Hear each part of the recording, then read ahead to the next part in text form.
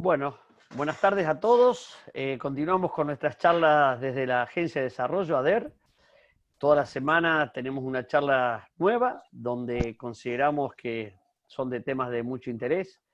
En esta oportunidad tengo una charla de herramientas financieras para tomas de decisiones.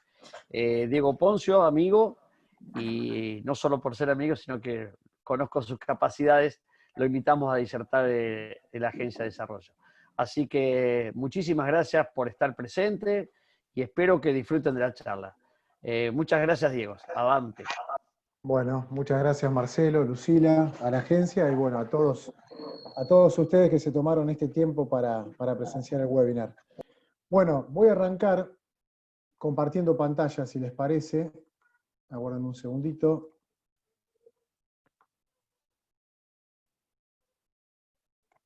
Ahí ven bien.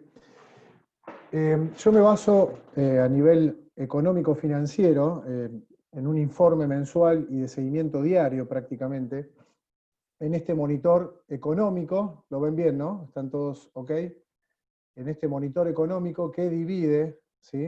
A la Argentina local, digamos macroeconomía local, en la actividad económica, precios, salarios y empleo, sector fiscal, sector externo, sector monetario y financiero, la parte obviamente que nos impacta fuerte a nosotros, que son los commodities, y el mercado de valores. Después tengo un comparativo con Latam, pero realmente estamos tan lejos, Latinoamérica, que nos vamos a dedicar a Argentina.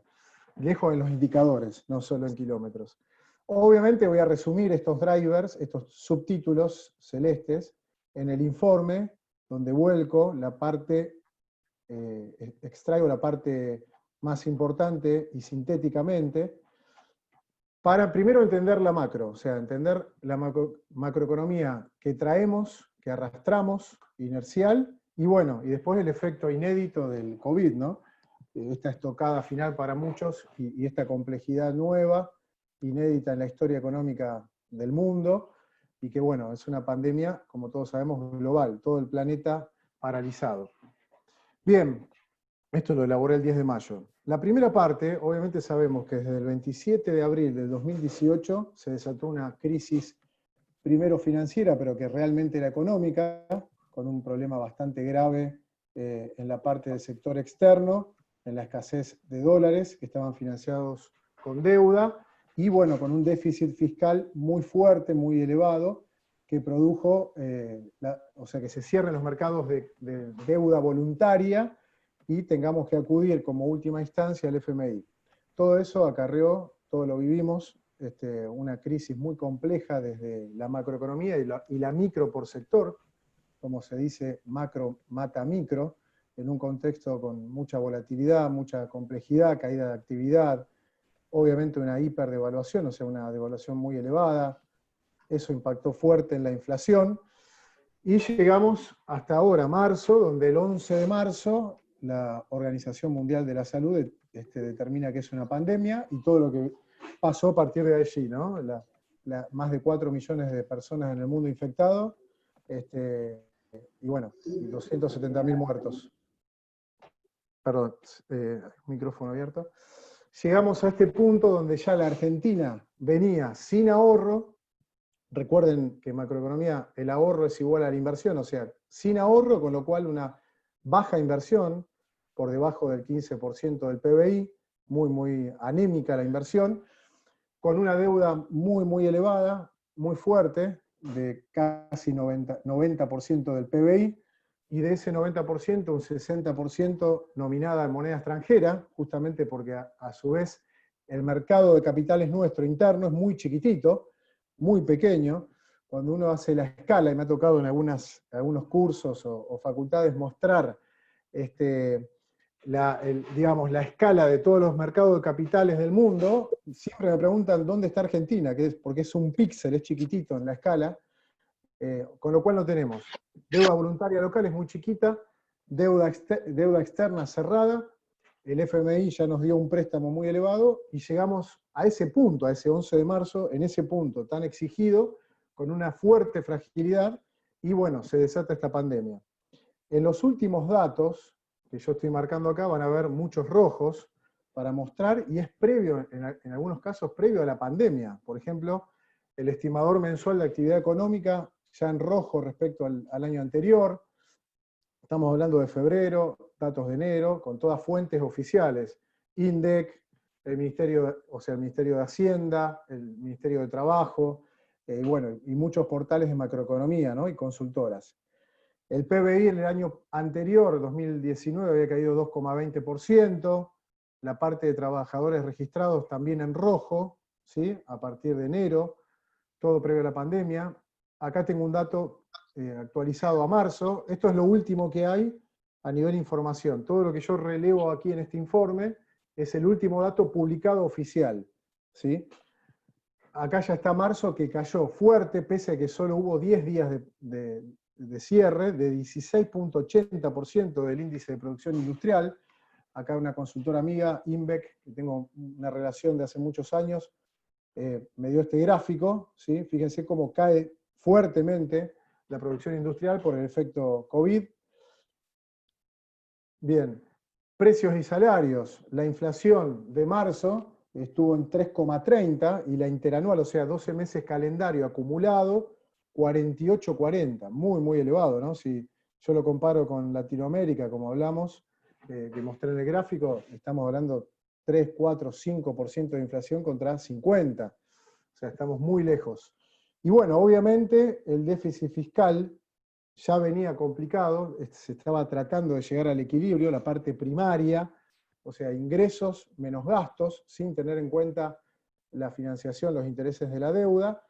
Y bueno, con el efecto COVID esto se está ampliando fuertemente por la necesidad sanitaria y de atender a las empresas, más allá que estamos lejos de la ayuda que recibieron los países vecinos, ni hablar respecto a los anglosajones o Estados Unidos, que están en el 10% del PIB.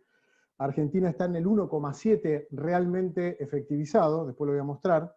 O sea, también la ayuda sigue siendo escasa para las empresas.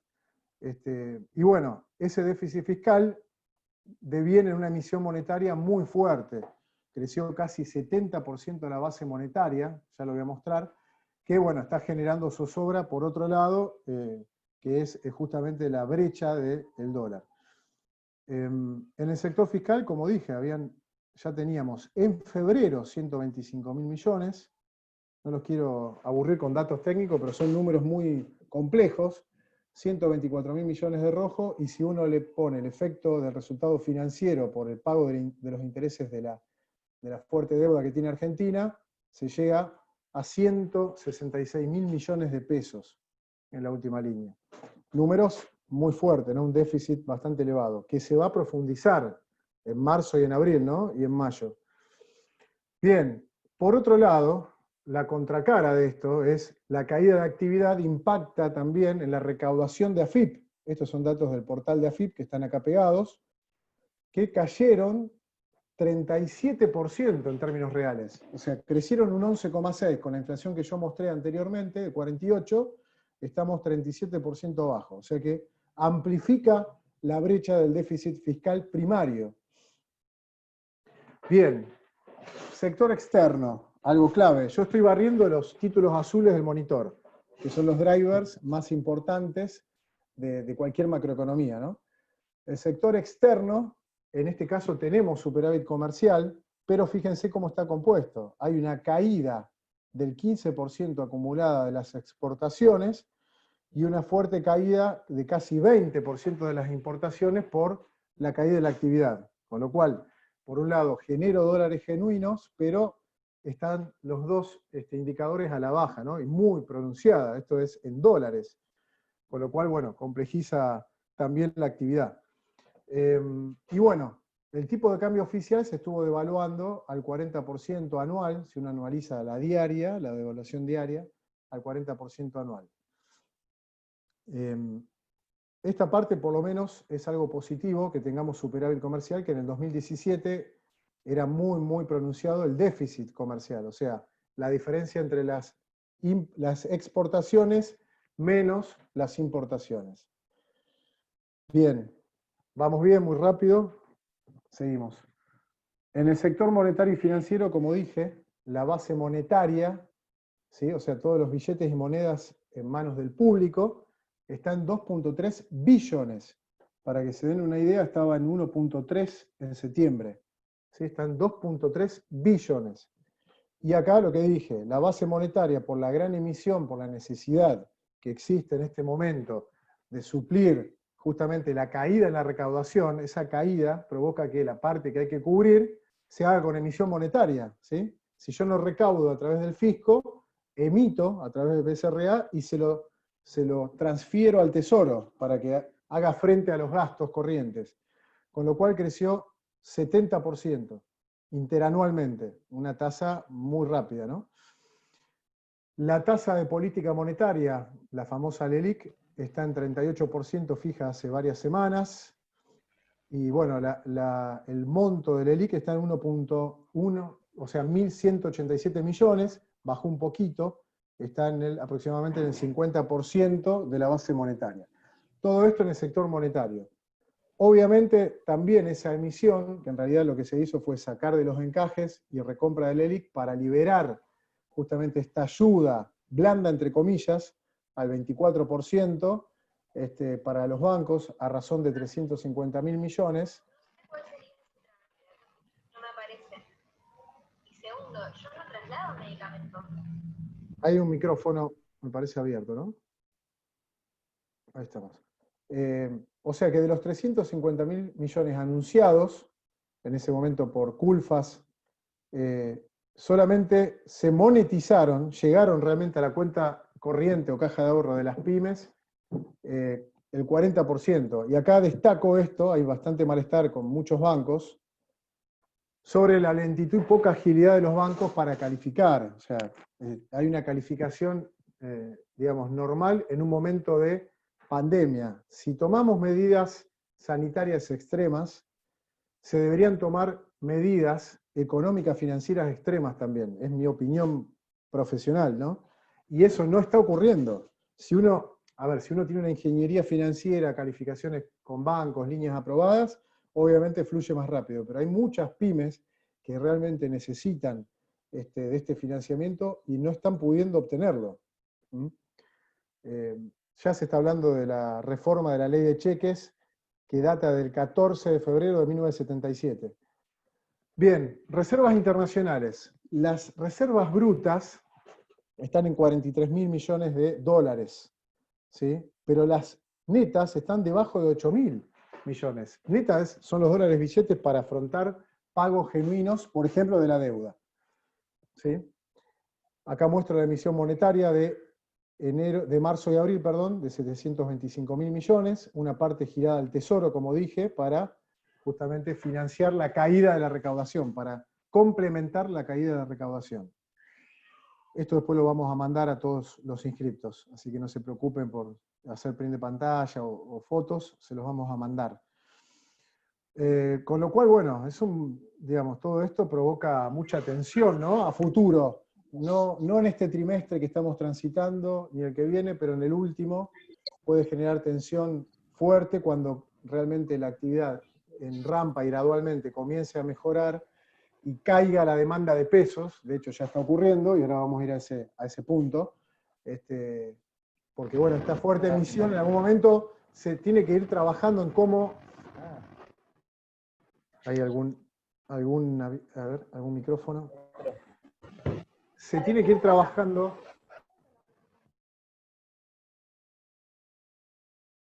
Perdón, se tiene que ir trabajando para ir, digamos, se llama esterilizando todos estos pesos que van a estar circulando en la base monetaria, porque pueden generar mucha tensión inflacionaria, por un lado, y cambiaria por otro, como ya está ocurriendo. Obviamente hay algunos puntos que pueden morigerar este impacto, que es la caída de la actividad y un recupero que no sea en V corta, sino que sea más lenta, con una pendiente más lenta. Bueno, el cepo muy fuerte a nivel oficial y el congelamiento de tarifas. Eso puede amortiguar un poco esta posibilidad de inflación futura, pero se debería estar trabajando, hablo de las autoridades del Banco Central, en poder recuperar estos pesos circulando cuando caiga realmente la demanda de dinero. ¿Qué está ocurriendo con esta brecha y qué provoca esta brecha?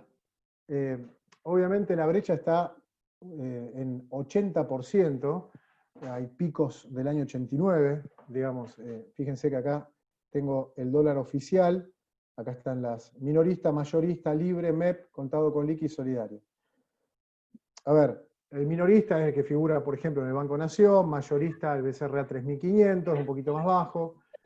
Después tengo el dólar bolsa, que yo lo puedo comprar libremente sin límites, que se hace a través de bonos, el que más usado se llama I-24, con lo cual puedo comprar dólares en el mercado de valores, tengo que tener una cuenta en un agente de bolsa denominado ALIC, y con eso yo transfiero al agente de bolsa y le pido que compre dólar MEP, Mercado Electrónico de Pagos. Lo que hace este agente es compra un bono, como dije, el más utilizado es el AI-24, compra un bono en pesos y vende la misma especie, como se le llama, que cotiza, pero en dólares.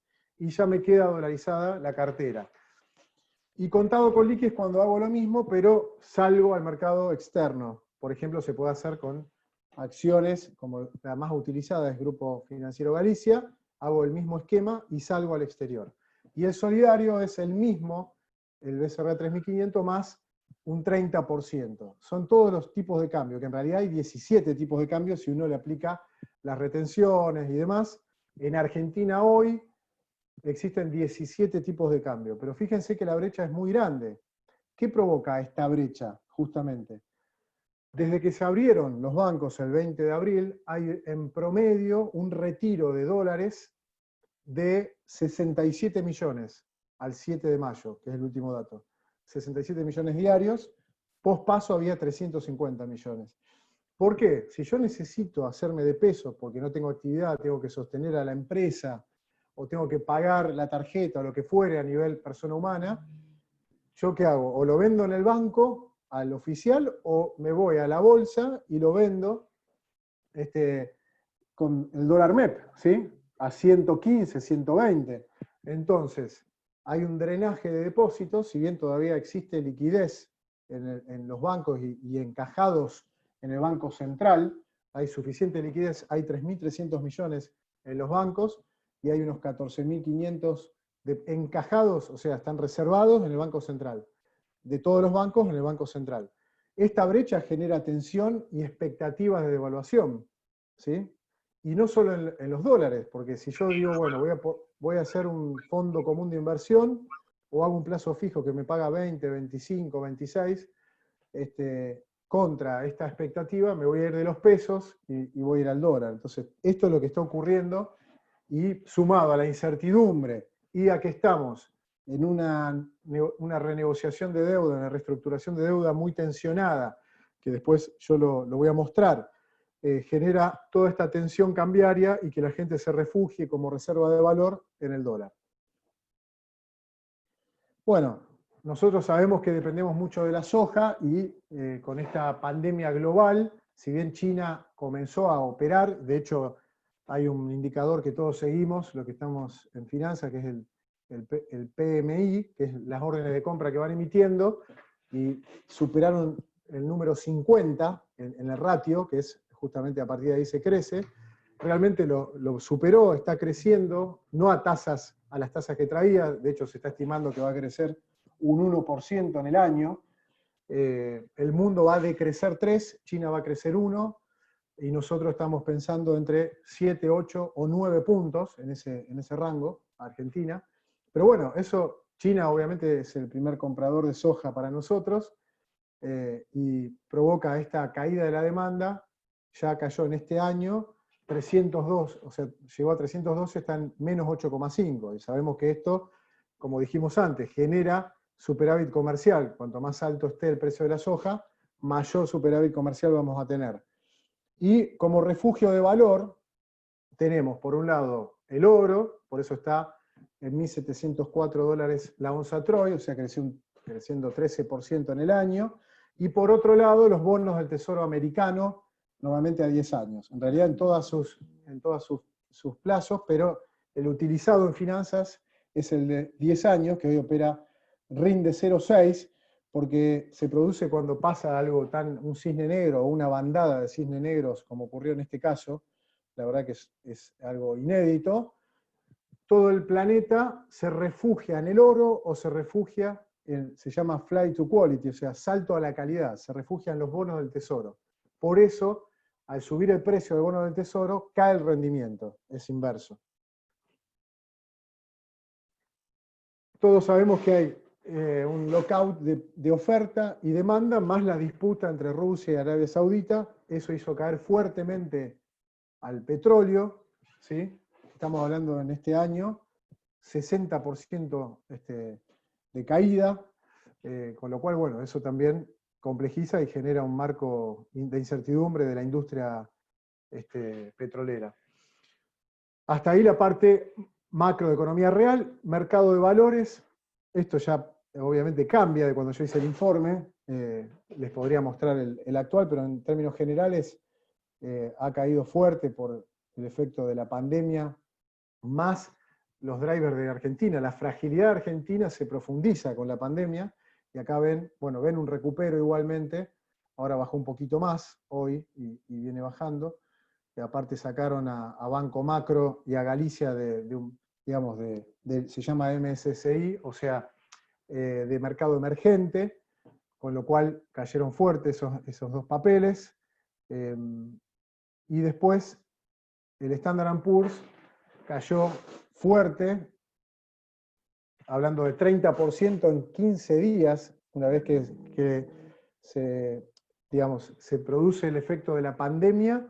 Como hoy por hoy se generan todas las órdenes de compra o de venta arriba del 60-70% por robots, por bots se llaman, o sea, son algoritmos que trabajan y generan inteligencia artificial para comprar o vender, se produce una venta masiva rápidamente de los papeles, y fue la caída más rápida de la historia, ¿sí? Ahora, obviamente ya recuperó la mitad el S&P 500, que son las 500 acciones, las 500 empresas más importantes de Estados Unidos, que cotizan justamente en la bolsa de Nueva York. Ya recuperó un 50%. Acá nosotros podemos entrar a trabajar, el que tenga excedentes y quiera dolarizar su portafolio, y a su vez salir del riesgo argentino, en lo que se llaman CDRs, ¿sí? Que son certificados de depósito argentino, de empresas de Estados Unidos que cotizan en Argentina. O sea, no me hace falta ir a Estados Unidos, sino que con un agente local yo puedo comprar un CDR, ejemplo Apple, Google, Microsoft, McDonald's, etc., y puedo acceder a estar fuera de riesgo argentino y dolarizado. Obviamente, ¿a qué cotización? Al contado con liquidación que mostré antes, ¿sí? 120 aproximadamente. Y este dato que salió el viernes, ¿sí? Muy importante, 20,5 millones de personas quedaron desempleadas en la primera economía del mundo, en Estados Unidos. Eso implica un 14,7 del PIB, del PBI. Veníamos de o sea, esto es lo mayor en 80 años, la desocupación más fuerte en 80 años. Veníamos de la menor en 50. Pero bueno, esta pandemia, y algo tan inédito y tan rápido, con todas las redes sociales, los bots y todo esto, generó esta tensión, pese a que, como sabemos, se mantuvieron los vuelos de cabotaje, se quedó todo en cada estado, tomaba la decisión cada estado, y bueno, la operatoria siguió disminuida, pero siguió. Y bueno, ahora voy a ir a las conclusiones brevemente para ya dejar, vamos bien de tiempo, ¿no, Lucila? Y media. Para después dejar un tiempo para preguntas. Mensualmente, la primera semana de cada mes, el Banco Central, a través de 37 consultoras, bancos, facultades de Buenos Aires, inclusive bancos del exterior, hacen una encuesta para generar un promedio de una mediana. Yo acá tomo la mediana de el relevamiento de expectativas de mercado, que se basa en la inflación, la tasa de interés, el tipo de cambio nominal y el crecimiento o decrecimiento del PIB. Antes eran 62 instituciones, ahora son 37. Por lo menos lo que me arroja mi evidencia empírica de ir siguiéndolo hace muchos años a REM, esta versión es la versión optimista. Siempre se va corrigiendo, desmejorando cada indicador. ¿Cómo sería esto? Aumenta la inflación mes por mes, o sea, la proyección de la inflación, aumenta la tasa de política monetaria, sube el tipo de cambio y cae cada vez más el PIB en esta proyección. Lo digo para que lo tengan en cuenta y después lo contrasto contra otra publicación. ¿Qué está diciendo? ¿Qué dijo el REM ahora la semana pasada? Que la inflación proyectada 2020 en la punta, o sea en diciembre, va a estar en 44, en el 2021 40, 2022 32,50. La tasa de interés de política monetaria 25, es la LELIQ en este momento, 25, 24,5 sin datos. Tipo de cambio nominal 85,40 en diciembre, 120 en diciembre de 2021, sin datos 2022. Crecimiento PBI, para ahondar en lo que les dije y para ratificarlo. En el REM anterior decía 4, ahora lo pasaron a 7. Yo en otras charlas que di ya estaba hablando de 7 u 8, para que ustedes tengan un racional y un comparativo. En el 2002 cayó 10,90 Argentina, el PIB de Argentina. Bueno, se está hablando de entre 7, 8, 9 puntos de caída en términos reales, ¿no? Descontándole la inflación, o sea, muy, muy fuerte. Se habla de un recupero, obviamente el recupero en Argentina en B corta es rápido, digamos, cuesta un poco más. ¿Por qué? Porque hay un Estado bastante ineficiente que no permite esa agilidad para recuperarse. Y en el 2022 un 2%. Acá lo pongo. Por ejemplo, Gabriel Rubenstein, que estuvo en el equipo de La Baña, estuvo en el Banco Central, fíjense cuáles son los escenarios que trabajó. Fíjense que el bueno está empardado con el REM, ¿sí? Con lo cual, o sea, está más cercano a regular y malo, o sea, el regular es el estándar, el esperado, está bastante por arriba, ¿no? Habla de 8, el dólar mucho más alto, el contado con liqui más alto, la inflación, bueno, está pareja. Pero siempre este fue, lo más claro fue en el 2018, donde se duplicaron las proyecciones, tuvieron que duplicar el ajuste respecto a lo que era el REM de abril.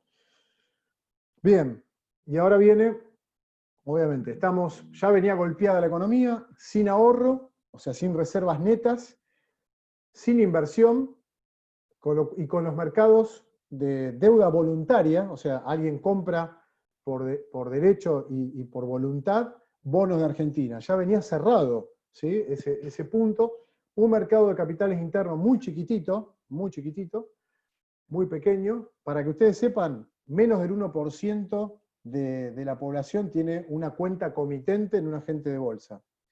De los 45 millones hay menos de 450.000 cuentas, es un dato frío de la Comisión Nacional de Valores. O sea, falta mucho desarrollo, ¿no?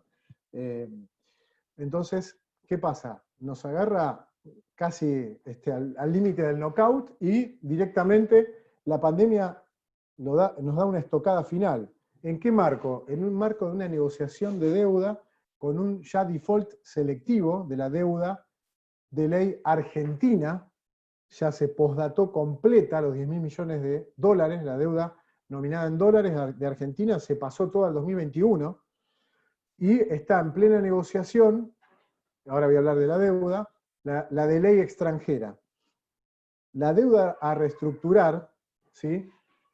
Son 66.000 millones, porque hay acá marca 83.000, esto lo saqué de Invertir Online, que está en el Ministerio de Economía, que son los bonos que no se pagaron ya el 22 de abril, los bonos globales, y el pari, bueno, se llaman así, no se pagaron, y hay o sea, tenemos tiempo hasta el 22 de mayo para realmente llegar a un acuerdo.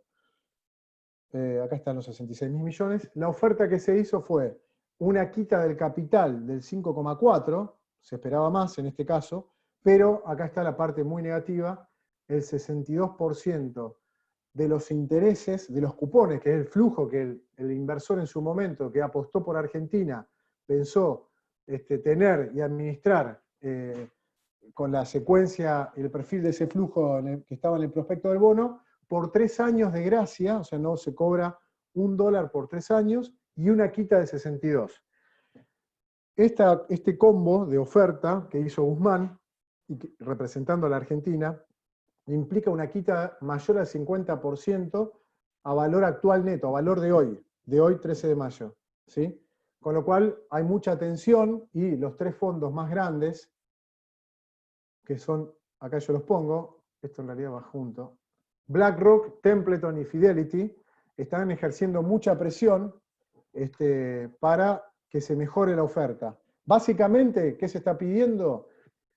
Bueno, que esos intereses no pagados de los cupones en estos 3 años, como mínimo capitalicen.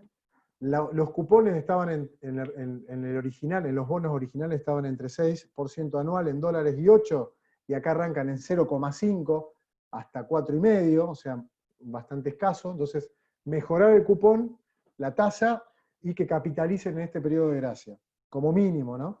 Fíjense cómo queda el gráfico. A ver si puedo, acá.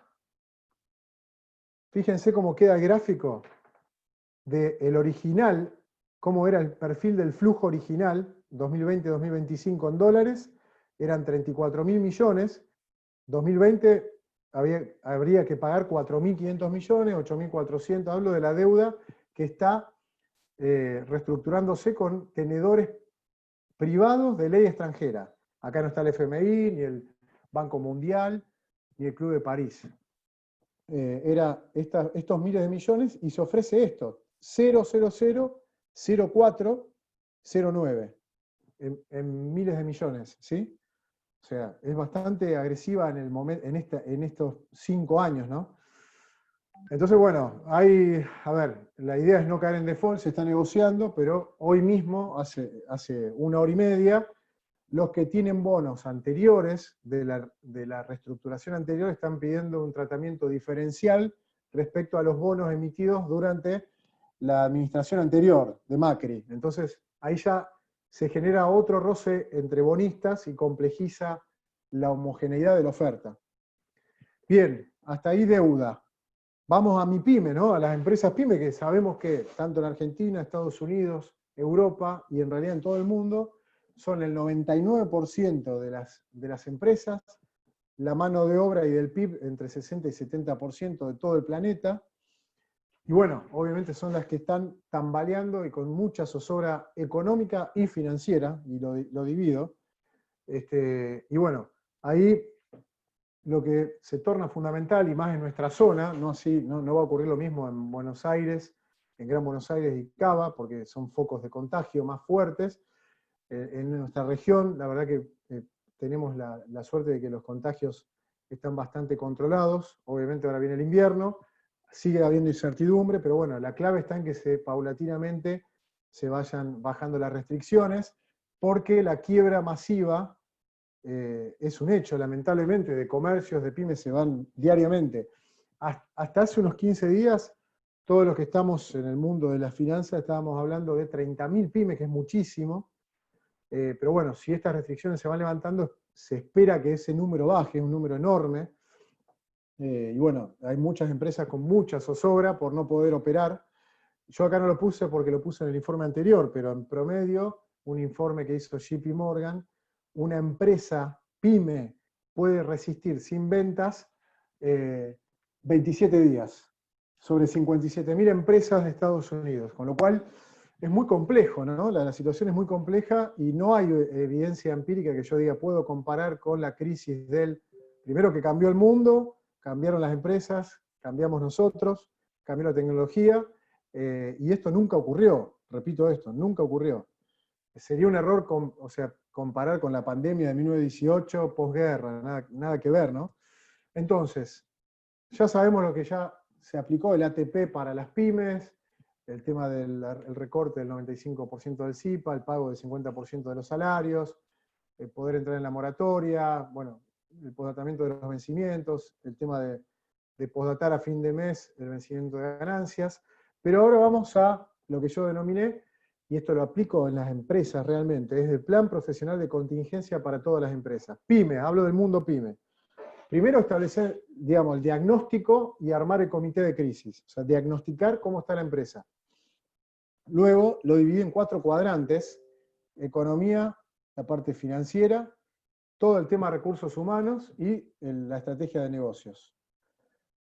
Lo primero, el diagnóstico. Detecto las variables claves primero de la macro, que está en el monitor, después entiendo las proyecciones macro también, que ya las barrimos, trabajo sobre las variables claves de mi industria también, y de los riesgos asociados, ¿sí? Y luego, internamente, arranco por el punto de equilibrio económico. ¿Cuál es el punto de equilibrio por unidad de negocios? Y obviamente consolidado por empresa o grupo de empresas, cuando hay más de una empresa que me toca también llevar adelante. Entonces, a partir de ahí tiene que ser el objetivo para todos los comerciales y los directivos de la compañía llegar a ese punto de equilibrio económico a nivel comercial. Para eso, obviamente, potencio el e-commerce, trato de trabajar en red, amplifico, obviamente, el tema de productos, servicios, genero nuevas líneas, me tengo que reconvertir, pero rápidamente, con mucha agilidad, con mucha agilidad. Pero primero tengo que conocer el punto de equilibrio y después trabajar en pos de llegar económicamente. ¿Qué sería económicamente? Facturo, ¿sí? Y todo el procesamiento de las facturas que me van impactando a nivel gastos tienen que estar en equilibrio. Para decirlo bien en el llano, ¿no? Hay una fórmula, la fórmula, a ver si acá puedo dibujar, es costos fijos, es medio difícil con el mouse, ¿no? Totales sobre, perdonen, el porcentaje de contribución marginal. Ese es el punto de equilibrio económico de cada unidad de negocios. Es más difícil de lo que pensaba escribir así. O sea, costos fijos totales sobre porcentaje de contribución marginal. Ese dato lo tengo que conocer de mi empresa. O sea que ahí arranco a trabajar. Y después trabajo internamente, ¿no? Reduzco los gastos fijos fuertemente. Esto es cirugía mayor. No puedo dudar, no me puede temblar el pulso. Entonces, ahí hasta inclusive se tiene que llegar a un acuerdo salarial 1 a 1, ¿sí? One to one, por lo menos con, o sea, no es colectivo, sino a lo mejor con directivos, gerentes, mandos medios. A ver cómo borro esto. Bien, después. Ahí está. Y luego, trabajo también, recorto todos los servicios que yo puedo recortar. Saben que puedo postdatar, esto no es económico sino financiero, pero puedo postdatar los servicios de internet, luz, gas, los servicios los puedo postdatar por 3 facturas, 180 días. Pero trabajo 1 a 1, gasto por gasto en la contabilidad, voy al comprobante, trabajo realmente en todos los gastos y los recorto. Después, obviamente, algo que en algunos casos pega muy fuerte, las pólizas de seguro, lo recorto a la mínima expresión. Si yo tengo un inventario promedio que está muy por arriba del que tengo actualmente, ¿sí? Y que me impacta fuertemente, hablo de todo riesgo operativo, bueno, realmente en todas las pólizas las tengo que trabajar hasta en la letra chica, y eso tiene un impacto. Yo pongo algunos ejemplos, ¿no? Pero hay que barrer todo. Y todo esto lo ejecutamos en todas las empresas. Renegociar contratos de alquiler y expensas, tanto en lo económico como en el precio, como en la forma de pago, ¿sí? Eso obviamente también se trabaja. Si tengo locaciones, muchas locaciones, y que realmente, o sea, locaciones me refiero a puntos de venta que no están facturando, y bueno, tendré que cerrarlos, en algunos casos, ¿no? Depende de cada empresa, y que trabajen los vendedores de las empresas o de esas locaciones en su casa. Tengo que bajar drásticamente el gasto fijo, no puedo trabajarlo financieramente solamente, sería un error y desde mi perspectiva profesional algo incompleto. Tengo que trabajar económica y financieramente para darle sostenibilidad en el tiempo. Recuerden lo que les dije del estudio, 27 días promedio, con lo cual me tengo que mover rápidamente. Y eso, luego de esto, y podemos hablar mucho más de los gastos fijos, tengo que variabilizar, o sea, la mayor cantidad de gastos que tengo, ¿sí? Pasarlo a variable.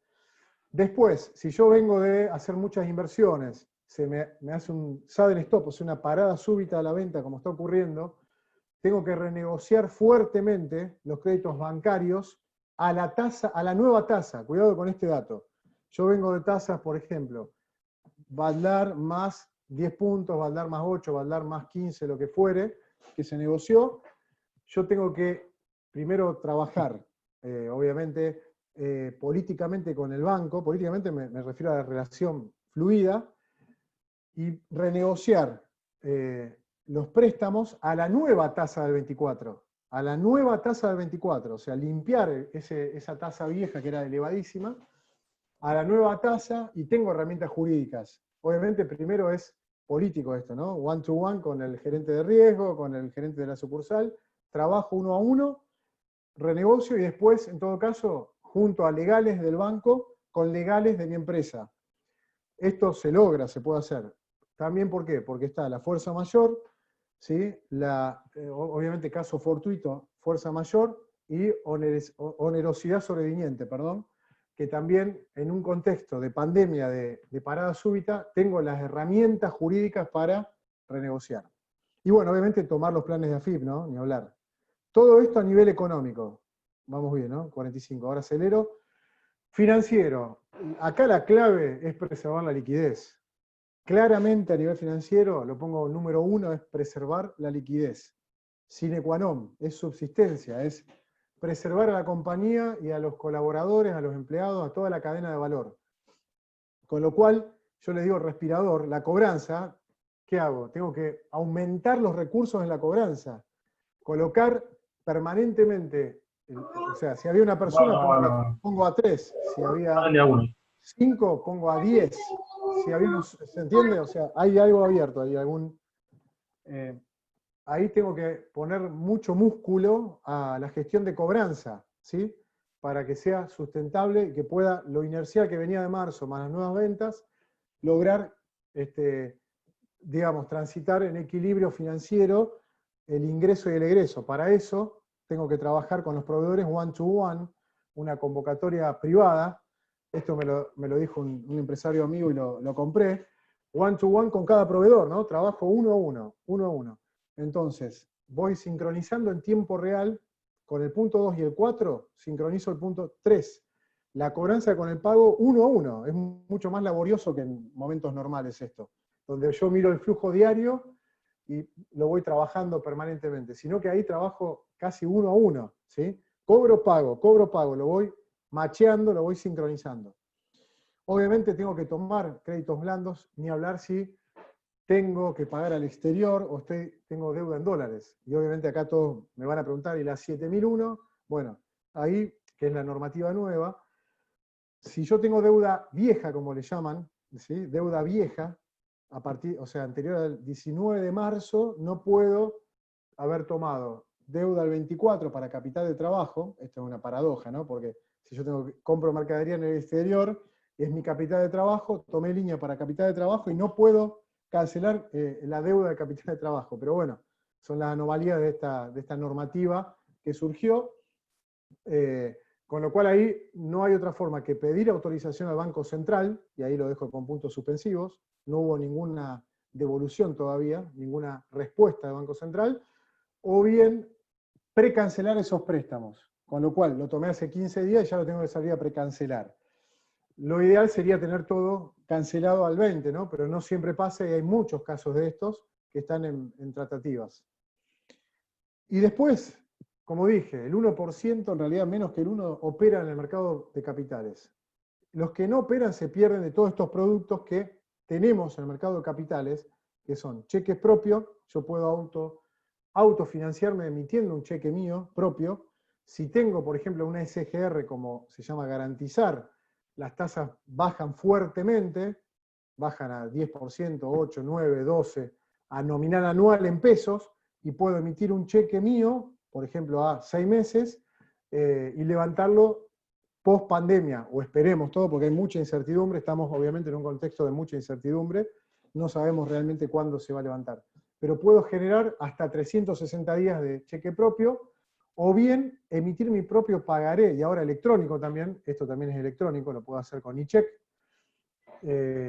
Un pagaré bursátil, la normativa dice hasta 3 años, no siempre hay volumen a 3 años, puedo ir a 180 días, 360, 18 meses, con mi propio pagaré, me autofinancio. Cauciones tomadoras. Acá lo que tengo es, por ejemplo, tengo un fondo anticíclico en dólares. Eso en la mayoría de las compañías lo hacemos. Armamos con el tiempo un fondo anticíclico en dólares. Lo dejo como reserva de valor en moneda dura y en cambio de desarmarlo ahora, puedo tomar cauciones a 15 días al 17, 18, 11 nominal anual, depende, ¿no? Contra esa caución. Entonces me voy financiando, en cambio, entrar en un acuerdo en descubierto, tomo la caución y voy, digamos, voy trabajando para llegar al equilibrio financiero del flujo de fondos. Acá pongo lo del e-check y también la factura de crédito electrónica la puedo descontar a estas tasas en el mercado de capitales y no hace falta la SGR. Acá algo importante, tengo que proyectar el flujo de fondos, ¿sí?, con un escenario pesimista, no el esperado, sino que tiene que soportar el escenario negativo, el más negativo, o sea, venta cero hasta fin de año, directamente, venta cero hasta fin de año. Obviamente es duro, ¿no? Pero tengo que ver cómo voy trabajándolo para estirar, así como queremos estirar el pico del COVID, de los contagios, hay que estirar ese déficit financiero proyectado. Esto hay que trabajarlo, no podemos no trabajar este punto que en realidad abarca a todos los anteriores. Y después, creo que esta pandemia está cambiando para mí un montón de cuestiones, básicamente la cabeza de todos nosotros y de los empresarios y de todos, donde creo que es una obligación inclusive, y es empezar a ejecutar las medidas que vienen ralentizadas, que vienen lentas en su ejecución y demás, para empezar a tomarlas, que uno se tiene que dar cuenta, así están, como están los bots que emiten las famosas órdenes de compra o de venta, nosotros tenemos que tomar impulso, más dinamismo, armar una estructura realmente eficiente, no permitirnos la ineficiencia en las estructuras que tengamos. Obviamente son medidas duras y complejas, pero hablo de los procesos, de los circuitos, de los colaboradores, de todo, ¿no? Hay que ser muy, digamos, eficiente en esto, fomentar la eficiencia del home office. La revista Fortune, la revista Fortuna en castellano, en el último documento dijo que en promedio el 28% del home office es más productivo que estando en la compañía. Eso es un dato global, estadístico, con una muestra obviamente. Saber liderar a distancia, y voy resumiendo, motivar permanentemente al personal, capacitarlo, hay muchos webinars, etc. Y bueno, y después mantener estas buenas prácticas, mantenerlos. Hablábamos al comienzo de la charla que ahora cuando uno sale pierde entre comillas, ¿no? Porque obviamente va a seguir el contacto humano, digamos, las visitas a las empresas, pero la eficiencia sabemos que no es la misma. En mi caso, yo hace muchos años que trabajo remoto, pero muchas empresas se dieron cuenta que es mucho más eficiente administrar turnos y trabajar remoto. Obviamente depende del autoliderazgo, ¿no? De la gestión y de la autogestión. Y bueno, marcar la necesidad de evolucionar diariamente, permanentemente y autosuperarse. La estrategia de negocios, tengo que diversificar la cartera de productos y clientes, me obliga a este nuevo esquema, un nuevo canvas, unos nuevos mercados, nuevos proyectos, nuevos productos. Optimizo el plan de negocio actual, lo tengo que optimizar y viene de acá, ¿no? De la estructura de recursos humanos. Tener en cuenta toda la innovación y tecnología que, digamos, ¿no? En algunos casos se empujó obligadamente a trabajarla, pero hoy el e-commerce llegó para quedarse, por eso Amazon y Mercado Libre volaron en los mercados, porque están teniendo una fortaleza y un volumen de negocios importante. Esto es importante, trabajar en mejorar la ejecución de la estrategia, ordenar la estrategia, ejecutarla y retroalimentarla, y bueno, como siempre digo, medir esos resultados y gestionarlo, ¿no? Porque si no hago una medición férrea, directamente no sé dónde estoy parado y no voy a poder tomar todas las decisiones que fuimos desarrollando. Por eso digo que considero que hay que anticipar los cambios, es el momento de acelerar, es mi perspectiva, ¿no? Mi opinión personal y profesional. Hay que acelerarlo, nos tenemos que recrear, y bueno, cierro con la frase famosa de Darwin, 1809-1882, en la lucha por la supervivencia, el más fuerte gana a expensas de sus rivales debido a que logra adaptarse mejor a su entorno, ¿no? En realidad, la capacidad nuestra de adaptación es lo que nos va a hacer subsistir. Hablo como empresas, así que bueno, muchas gracias. Ahora abrimos a las preguntas, ¿te parece, Lucila? Sí, perfecto. Muchas gracias, Diego. Muy interesante todo lo que mostraste y explicaste, así que ahora dejamos el espacio abierto a consultas. los que quieran hacer alguna pregunta pueden levantar la mano y les vamos a ir dando la palabra. Varias caras conocidas, ¿eh? Que hacen alguna sonrisita a todos los que... Muy bien, ¿eh? Gracias por estar. ¿Puedo hacer una pregunta? Sí, cómo no. Adelante. Eduardo, Ahí. dale, Eduardo. Hola, ¿cómo ¿Cómo andás, estás? Diego? Un ¿Cómo gustazo. andás, amigo? ¿Qué tal tanto tiempo? Amigo Rotario. Realmente un placer volver a escucharte, ¿sí? Un honor. Igualmente que estés. Estaba mirando ahí tus recomendaciones sobre cuestiones económicas y pusiste reducir salarios con acuerdo individual, pero en ningún lado pones que ese es un concepto de Stiglitz, ¿no es cierto? Bajar salarios y bajar jornales. Pero no veo que pongas ahí la necesidad de bajar los costos laborales, o sea, la carga impositiva sobre los salarios. Creo que eso es más importante que bajar los valores de los salarios, porque bajamos los valores del salario y estamos nivelando para abajo, ¿no? ¿Qué opinás? No, está buena, sí, no lo leí a Stiglitz en este punto, realmente.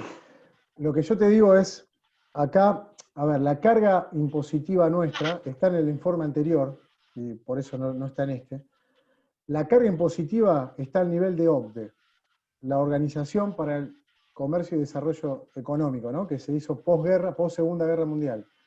¿Sí? La misma carga fiscal sobre PBI. O sea, todos nosotros trabajamos hasta julio-agosto para pagar los impuestos, ¿no? La parte privada abona hasta agosto, o nosotros, para decirlo de otra forma, hasta el 15, 16 del mes, aportamos para sostener la carga fiscal, la presión fiscal. Obviamente la devolución no es la misma.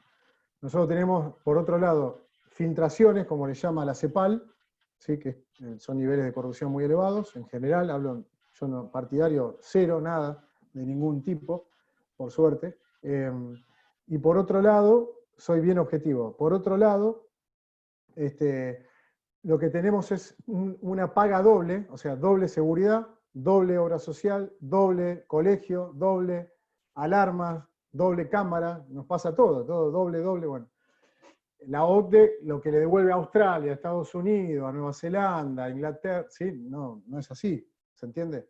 La carga fiscal es elevadísima, porque como dije, yo lo dije, la B corta no la podemos hacer, la recuperación rápida, ¿sí? Va a ser más lenta como una U, porque la carga, la masa fiscal, digamos, la masa del gasto público ineficiente, nos genera una lentitud, ¿viste? Como esa sobremesa pesada que no nos deja mover, que obviamente hay una carga muy fuerte, ¿no?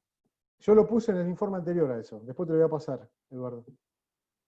Pero sí, coincido en que es elevadísima la carga fiscal, y aparte es de los años 70, todo el esquema que hay laboral, es la realidad. Contesté, cuando yo hablo de bajar, ¿es subsistir o no? Cuando estoy al límite, hay empresarios, y me consta, que están en la disyuntiva de cerrar la empresa o no cerrarla. Hablo de ese nivel. Entonces, vamos juntos, después recuperamos, bueno, se pueden... Y después, obviamente, yo digo, cuando hay continuidad laboral de la empresa, ¿no? Si tengo que, digo, no voy a trabajar, tengo que suspender por el 223 bis, directamente. Aparte hay un acuerdo, ¿no? No sé si respondí. ¿Bien? Ok. Perfecto, muchas gracias, Diego. Marcelo Trento, había pedido la palabra. Marcelo. Presidente. No, la verdad que te felicito, Diego. La verdad, muy buena charla. Allanaste Gracias. muchos caminos. Cuando nosotros publicitaba la charla esta, varios me comentaron qué clase de herramientas. Creo que diste herramientas clarísimas. Según cómo se ve, hay gente que lo puede llegar a ver como un vaso medio vacío o vaso medio lleno. Yo lo veo como un vaso medio lleno porque me está dando muchísimas herramientas para ir, digamos, paliando esta situación que siempre hablamos de cine negro y no sabe qué pasa. Creo que las palabras tuyas fueron muy buenas y en algún momento vos comentaste que eso es una cirugía. Realmente lo veo así. O sea, no podemos estar dudando, no podemos estar viendo qué puede llegar a pasar, sino que en esto hay que tomar conciencia que estamos en un momento muy complicado. Bueno, por mi actividad yo hablo con gente de todo tipo, de clientes, proveedores, colegas, y está muy difícil la que se viene cuando abran los tribunales y nos vamos a encontrar con muchas empresas con convocatorias y va a venir la quiebra, entonces vamos a tener que tener muy abiertos los ojos y lo que vos estás diciendo, juntarse uno a uno, hablar con nuestros colaboradores, uno a uno con nuestros proveedores y también con nuestros clientes, donde vamos a tener que explicarle la situación y en el caso nuestro nosotros planteamos que es muy interesante el tema de la mercadería que tenemos y le transmitimos a nuestros clientes que defiendan la mercadería porque eso es lo que lo va a hacer crecer. Porque si hoy por hoy no medimos, entregamos la mercadería a cambio de algún papel o una promesa de pago, puede que ese papel no tenga retorno. Así que muchísimas gracias, Diego, por tus comentarios. Bueno, muchas gracias, Marcelo. Sí, a ver, no hay que dudar, por eso hablé del diagnóstico, ¿no? El diagnóstico de la macro, las proyecciones y después de mi empresa.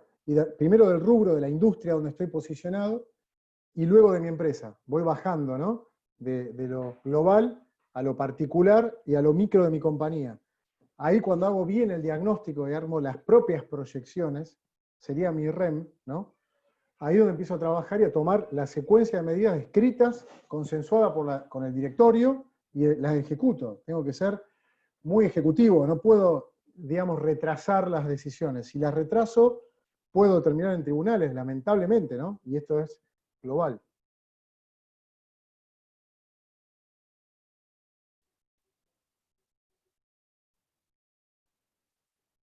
¿Alguna otra pregunta, chicos?